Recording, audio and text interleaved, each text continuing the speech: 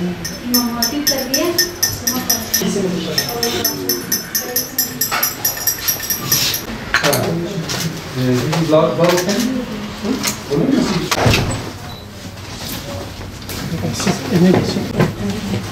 Ben yok bir şey yapacağım orada inşallah.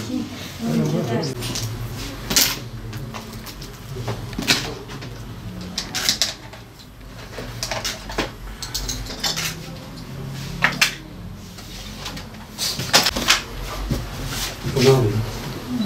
Bir tane daha var. İki tane zaten bir tane. Var sırada bekleyin. Kim oldu ki?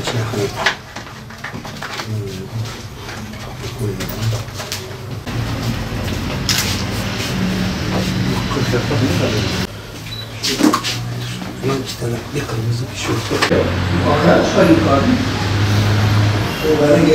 Bu sıra bir. Tamam. Sen uydan Ya diğer dedim.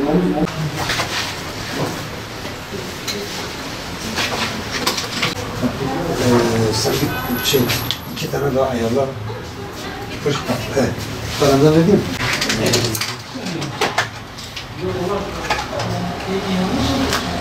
Evet, şimdi boya. Ona başka bir şey var mı? Bir onunla versek tamam.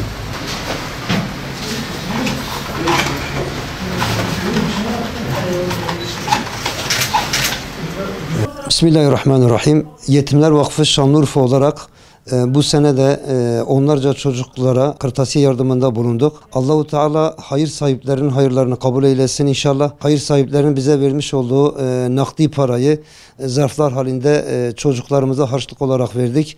Allahu Teala yapılan bu çalışmaların inşallah sayısını artırır. Hayır sahiplerinin de hayırlarını çoğaltır. Biz de bir nebze de olsa inşallah bu çocukların sevincine vesile olmamız hasebiyle Allah'a hamdü senalar olsun. Allah'a şükürler olsun.